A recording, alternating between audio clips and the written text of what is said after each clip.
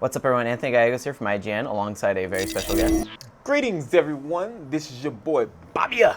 Yep, and we're here checking out Black Ops 2 multiplayer for the very first time. Map called Overflow, CTF. You got a brief look at the Pick 10 system there, the new system where you get to pick out 10 items in crazy combinations. Going to throw Bobby for a loop, I'm sure. Excited. I'm excited. And whatever this map is called, I'm going to call it Havana because it looks like Havana from Black Ops, I guess, 1. It does. It has a very Havana-like feel to it.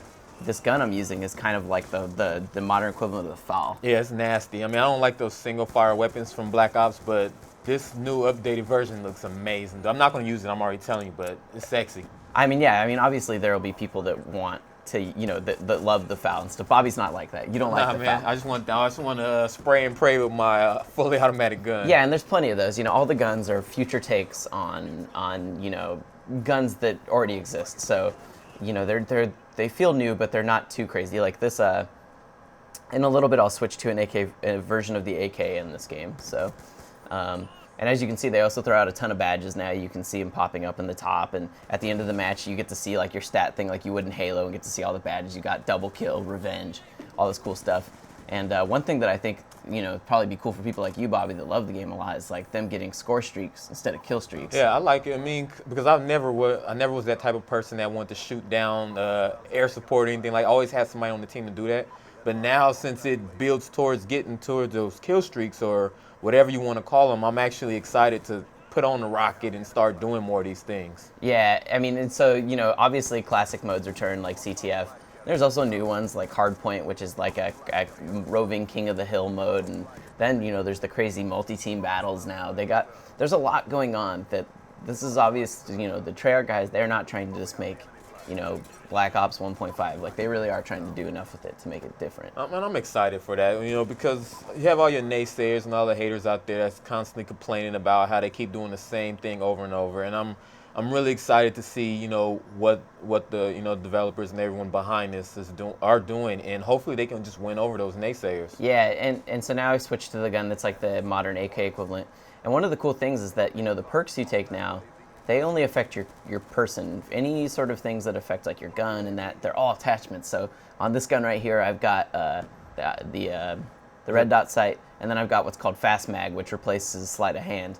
And so that's like, you'll see when I reload, it's basically the two mags taped together. Yeah, and I like that too. I like how it's no longer based off like, because I'm one of those type of guys, I was like, I gotta have dead silence, I gotta have hardline, and if I can't have that, I'm not playing type stuff. And now whereas I was looking, something said quick draw, I guess quick draw attachment or whatever. So I see that all that's attached to the gun, it affects the gun more than affects. And that's pretty cool, So now people are not gonna be going, oh, I gotta have my quick draw and this and that and the other. Yeah, how do you feel about the Pick 10 thing? I mean, especially for someone like you, like, you're not the type of person that pulls out their pistol. So if you can get rid of that and pick something else instead. I mean, and most of my commentaries, the people who watch them, you see, more than likely what I'm gonna do is I'm gonna take out whatever my favorite primary gun is, and then shoot whoever's in front of me, and I'm gonna switch to the secondary gun or whatever it is, and pick up their gun so I can have extra bullets of their gun. So it's perfect for me because I always hate having to pick. It's almost like, God damn, I gotta pick a secondary. You never want to do that. So that's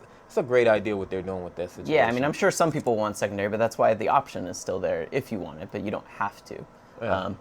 Yeah. So all of this game takes place in the future, but obviously it's not super far in the future, 2025. So it's still very much, like, this doesn't look totally unfamiliar to us, except now you get to play with new guns and, experiment with really cool streaks. Like at some point, I know you'll see it, you can call in drones now, and not just air drones that fire rockets, but actual, like, little robots on the ground that will shoot people.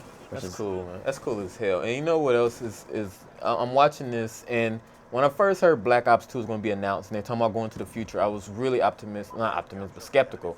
And I was like, futuristic guns and this and that. But when I'm looking at this gameplay and some of the other gameplay I've seen, I'm looking at these guns, and I mean, that AK, or whatever, it's ANR or whatever, AN94.